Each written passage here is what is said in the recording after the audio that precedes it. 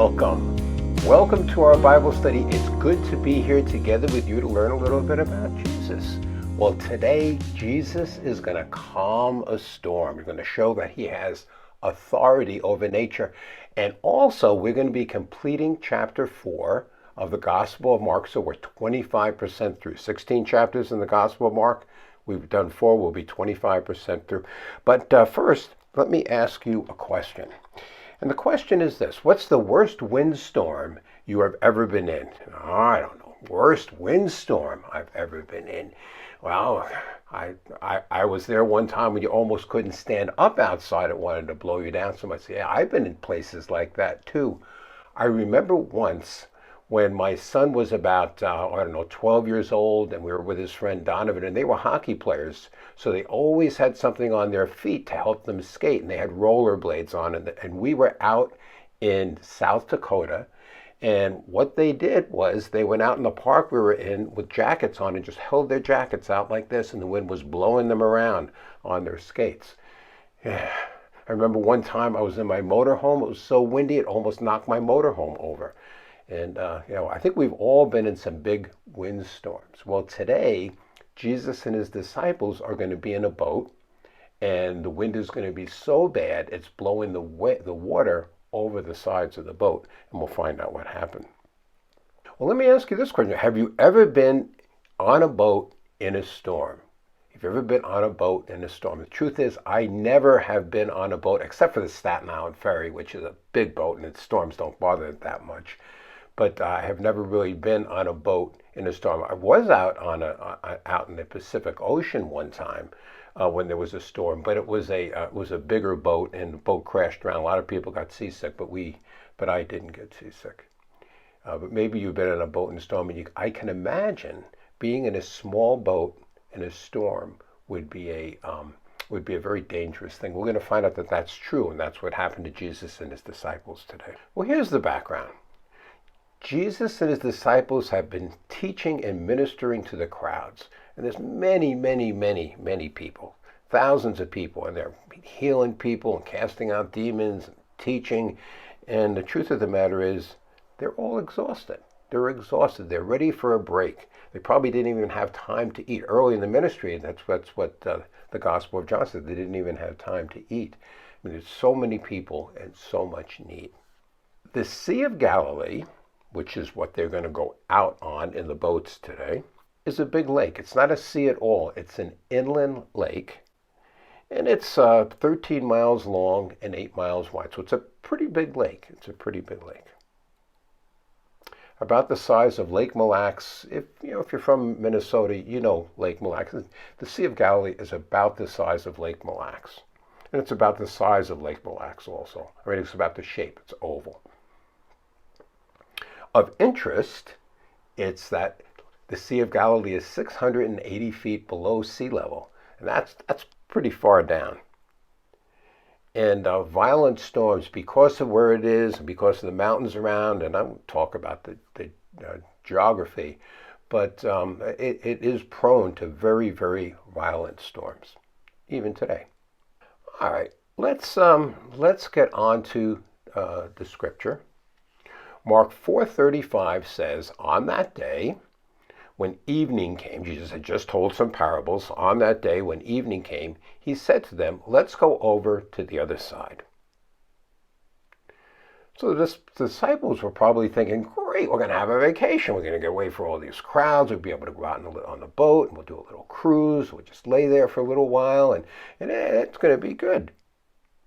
By the way, I think you all know that many of Jesus' disciples, they were fishermen. That's what they did for a living before they became full-time disciples of Jesus. So they were very used to being on the shore. Now, maybe they didn't fish out in the middle of the lake, maybe near, but they certainly knew about the lake. They knew about storms, and they were fishermen. And at least 4 of them, Peter and Andrew and John and James, and there was probably at least 2 others that were fishermen also. So Mark 4:36, leaving the crowd, Jesus and the disciples, his disciples, took him along with them in the boat, just as he was, and other boats were with him. You think the disciples were glad to get away from the crowd? Oh yeah, they were glad to get away from the crowd. And they liked doing the ministry. They loved doing that. They loved seeing Jesus heal people and stuff. But I think they were glad to get away from the crowd. The other thing of note is there were multiple boats. It says there, and other boats were with him. So at least 2 other boats. So a total of maybe 3 boats. So how many people do you think were with Jesus? I don't know, let's see, maybe they had 6 or 10 people in each boat, and there was at least 3 boats. Oh, maybe 20 or 30 people, yeah. My guess is maybe 20 or 30 people. We're just guessing, but we do know that there was at least 3 boats, and there were some of the disciples were in each of the boats. All right, now it gets interesting. And there arose a fierce gale of wind, and the waves were breaking over the boat so much that the boat was already filling up with water. And the waves breaking over the boat. So the fierce wind caused huge waves to break over the boat, and it was filling with water. This is a dangerous situation. This is very dangerous. Big waves out there in the middle of the lake, and the wind and the boats being sunk. It was a very dangerous situation. If you were in the boat, what would you have done? A, jumped overboard. I don't know, jumped overboard, but that maybe you get so afraid you jump overboard. If I have a better chance there, if this boat sinks, I don't want it pulling me down. Yeah, maybe, possibly, I guess. Not me. I would have stayed with the boat. Maybe you would have screamed for help. Mommy, Mommy, help me! I might have been screaming for some help. Maybe you would have started bailing water. Grab the wineskins. They didn't have any cans. For a boat you might have a can to bail water, but they grabbed the wineskins and bailing water. I'm sure they were doing that. Or maybe you would have taken charge. All right, Peter, you go over there in the front of the boat. You get that wineskin and bring it over here. And you get that water that's up there. And John, you get the water that's back there. Maybe that's what you would have taken charge. Some people do that. They're natural leaders. They take charge in times of crisis. Or maybe you'd cry out to God. I'm sure I would say, God, please, please, please. I don't want to die. God, please heal me. And I'm sure that's what some of them were saying too. And or maybe you would have woke up Jesus. We're going to find out that Jesus is sleeping in the next verse. But yeah, what would you have done? Would you woke up Jesus? Yeah, we were trying to work out. Jesus, come on, help us, Jesus. And that's what they do. Mark 4:38. Jesus himself was in the stern, asleep on the cushion, and they woke him and said to him, Teacher, do you not care that we are perishing? So, by the way, sitting in the back with Jesus, sitting on the cushion in the back, that was the place reserved for the honored guest. Jesus went back there, and he had a hard day, and he just kind of fell asleep. And he's sleeping. So, Jesus was asleep, the disciples woke Jesus, and they said to him, Do you not care that we are perishing? So, Jesus, we're dying. Don't you care? We're going to die here. We're going to be thrown off into this wave, and we can't swim. The waves are too great. We're going to lose our lives here. This is a very bad situation. So, remember, who were the disciples? They were fishermen. So this must have been a tremendous storm, because even those who were fishermen thought they were going to die. They're all terrified. Even those that were fishermen and made their livelihoods on the lake. So they'd seen storms like this before. This must have been a really, really huge storm. So why did they wake up Jesus? Why did Jesus wake up? Why did they wake him up? A, they were afraid. Yeah, they were afraid. They certainly were afraid. I don't know if that was their motivation for waking up Jesus, but they certainly were afraid. Maybe they were afraid for Jesus. Jesus, if you wake up, maybe you'll be able to swim to shore with us or something. Maybe they needed help bailing. Here, Jesus, wake up here. Here, take this wineskin. Bail the back of the boat. Maybe they hoped Jesus could help. They've seen Jesus do a lot of miracles at this point. Maybe they hoped maybe he'd wake up and he would do something. Or maybe they just thought that Jesus should face his death awake, that he shouldn't just wake up when he's underwater drowning. Or maybe they were desperate. I think there was a little bit of desperation in them, and I also thought that they hoped that Jesus could help. 4:39, the first half of 4:39, and he, Jesus, got up and rebuked the wind and said to the sea, "Hush, be still." This is very interesting. Hush, be still. Jesus woke up and he commanded the wind and the sea to hush, be still. So Jesus rebuked the wind and the sea and said, "Hush, be still." And essentially, Jesus told the wind to be muzzled. It's a good translation. Be muzzled. Wind, be muzzled. Sea, be muzzled. And what happened? The wind died down and it became perfectly calm. So the wind died down and it became perfectly calm. What's very interesting, that Jesus commanded the wind and the sea to be still, and it had to obey Jesus. See, Jesus had authority over the wind and the sea. Well, why? Because Jesus created them. Right? He has authority over them. He commanded that they do something, be calm in this case, and they had to obey him. Now, it's very interesting that the words Jesus used is the same words that he used previously to cast out a demon. He told the demon, "Get out of that man," and the demon had to obey Jesus because Jesus had authority over the demon. Here, Jesus commands the wind and the sea, and it had to obey Jesus because Jesus has authority over the wind and the sea. So what can we learn from this miracle? Jesus cares for his followers. Yeah, what did they do? They essentially prayed to Jesus in a panic. "Jesus, Jesus, wake up, help us." And Jesus really cares for his followers. He wants to answer prayer. But Jesus really cared for them, and that's why he saved them. Jesus has authority over nature. This is a big deal. I mean, so in some respects, it is even a bigger deal than Jesus having authority over sickness, having Jesus having authority over the demons. Jesus could just tell nature what to do because he created everything. But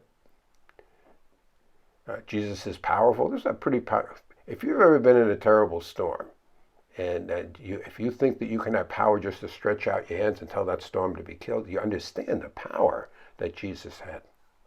The other thing to note, Jesus uses the storms of life to teach us. He uses the storms of life to teach us, and we'll continue on with this idea later in this study. And the other thing you need to know here is Jesus is in control. Clearly, we can learn Jesus is in control. But why do you think Jesus slept through the storm? Why did he sleep through? Did he know the storm was going to happen? Well, I'm sure he knew the storm was going to happen. At least I assume he did. So maybe he didn't know it was storming. Well, I don't know. Maybe he didn't know it was storming. I think he knew.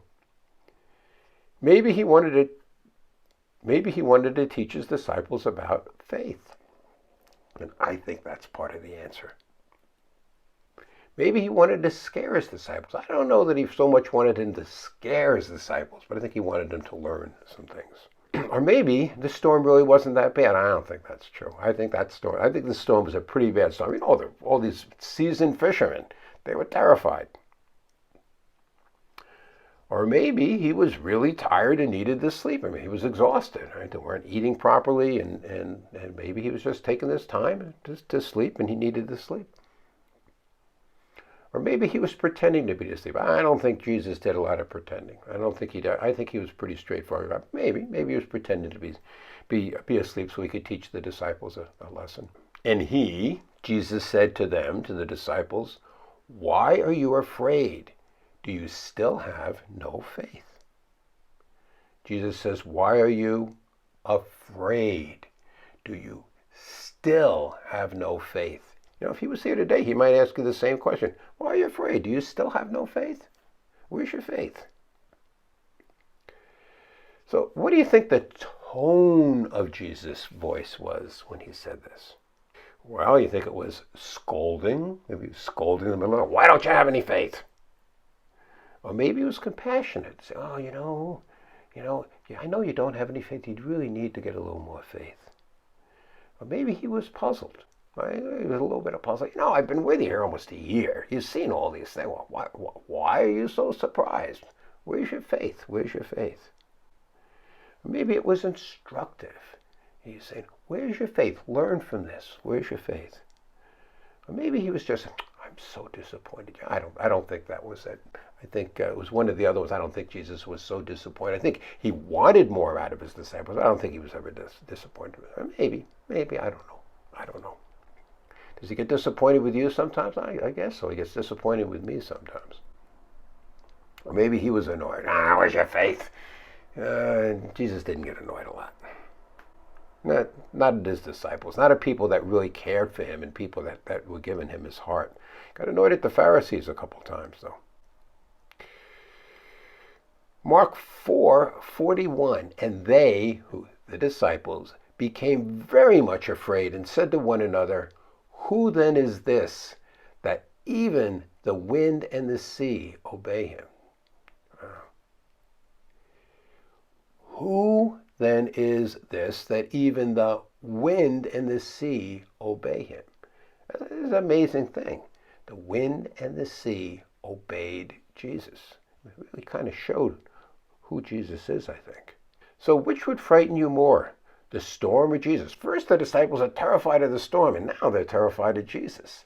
Well, it's interesting to note that these are two different words for being afraid.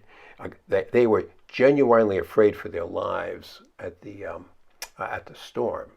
But this fear of Jesus that they had, this fear of Jesus was like the fear you have of God, the awe-inspiring fear that you have of God. And it's kind of a different thing.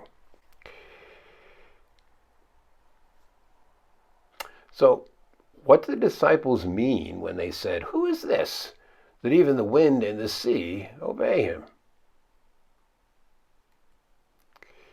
Maybe they're saying, hey, I've never seen anything like this. Well, they had never seen anything like this before. I don't know anything like this has ever been done since. How can Jesus have this kind of power? Wow. How can this man Jesus have this kind of power? Or maybe they were thinking, Jesus must be more than a man. I'm sure they were thinking that. This is more than just an ordinary man. Maybe they're thinking he really is the Messiah. He claimed to be the Messiah. This must be the Messiah. He has this kind of power. And they were probably thinking, could this really be God? Jesus had claimed to be God's son. Could this really be God's son? Could this really be God? Now let's go back to this analogy of stormy weather meaning problems in life. What do you do when stormy weather comes into your life? You go to a person who you can trust, maybe a pastor or a relative or somebody that you can trust, or a priest or somebody you can trust, a friend. What do you withdraw into yourself? I see this a lot. People will withdraw into themselves. They don't want to talk to anybody. They just want to be alone. And they want to contemplate their problems, but they want to withdraw into themselves. And I hope that when you have a problem, you don't do that. I hope that you can reach out to a friend or somebody. Or some people turn and trust Jesus, turn and trust God. And that's what I do, and I hope that you do that too. I hope you cry out, climb up on the Father's lap and say, Father, I have some difficulties. This is what's going on. And he knows, but he likes it when you tell him about your problems. And I've seen a lot of people, they go through difficult times, they get touchy and they get irritable. And that's not a good thing. They take it out on other people. They take it out on people that they really care for, or they take it out on the people around them. I have a right to be touchy and irritable. I'm sick or whatever. No, you don't. Or maybe try to take charge of things. Well, I'm going to read on the internet about this. I'm going to go to the doctor. I'm going to take this therapy and that therapy. Some people do that. And other people act as if there's nothing wrong. They just try to go along with their lives. They make believe it's not really there. And that's not a healthy thing to do either. And some You see this, and we've all seen this, especially if you're at a facility. You've seen this. Some people panic and they lose control. They cry, or they throw things, or they scream at people. They just completely lose their cool. And try to maintain your composure during the difficult times. So if Jesus told you, "Hush, be still," today, what would he be saying to you? What would he be saying to you? Maybe he's saying, "Settle down and listen." I know sometimes he tells me that. "Hush, be still." Al, settle down and listen to me. For goodness sakes, settle down. Or maybe he's saying, "Don't worry, it's going to be okay." Oh, you're worried about so many things. Don't worry, it's going to be okay. Or we can say, hang in there, hang in there. Heaven awaits, heaven awaits. That resurrected body awaits. Just be patient, hang in there. It's going to be okay. Or maybe he's saying, relax and let God handle it. Relax and let God handle it. Yeah, maybe. Or maybe he'd be telling you, keep the faith. Don't lose your faith. Hang on to your faith. Don't turn from your faith. Hang on to your faith. Times of trouble, that's the best thing you can do. Hang on to your faith. And accept your situation. I have noticed in my 30 years being in nursing homes that the people that accept their situation, the sooner you can accept your situation, the happier you're going to be, the closer you'll be with God, the better off you're going to be. If you're stuck in a nursing home, make the best of the situation, accept that's the way it is, and don't fight it. It's an easy thing for me to say, and I know that it's a hard thing to do sometimes, but that's the best thing to do when you're in a difficult situation. Accept the situation and deal with it. Deal with it.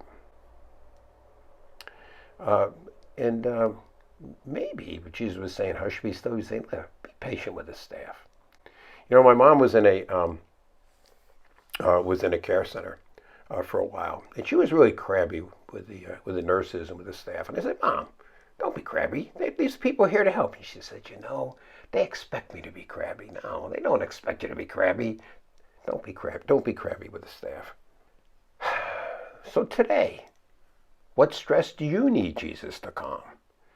Maybe you got some health issues. Oh yeah, I'm here in the facility. I'm locked in, kind of locked in here.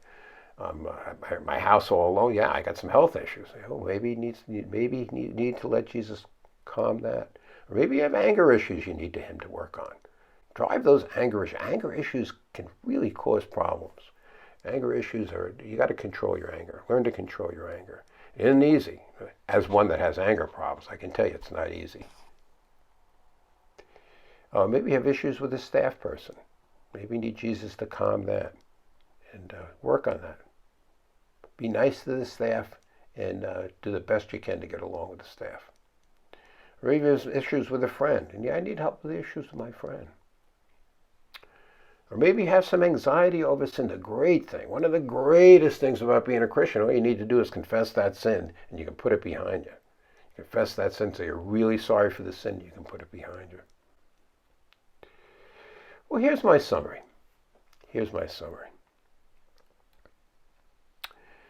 Jesus saved the disciples' lives by calming a horrific storm.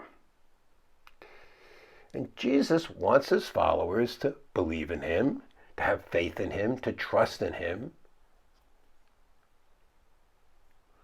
And Jesus demonstrated his authority over nature, his authority, not only his power over nature, but his complete authority over nature. And this is a big deal. And Jesus will help you through the storms of life, but you've got to let him. You have your part. Jesus is working together. You guys and Jesus can get through the storms of life. Well, that's the study for today. And I want you not to forget the 3 prayers that we're praying. We're asking you to pray these every day. And I think you know what they are if you've been watching these videos. Pray for salvation for everyone in your residence every day. Every resident and every staff member. Pray that they would hear about Jesus, believe and go to heaven. That's all you need to do. God will honor that prayer. Racism is still raging in this country. Pray for an end to racism in the church and in the United States. So is the coronavirus. It's still out there. Pray for your facility against the coronavirus. Mostly the facilities that I know about are doing pretty well. There is one case in one of the facilities, so we got to continue to pray for that. Pray for protection from the coronavirus. 3 prayers. Salvation, end to racism, against the coronavirus. And now, there's only one thing left to say. Aloha. See you there. God bless you all. Thanks for watching. Have a great rest of your day.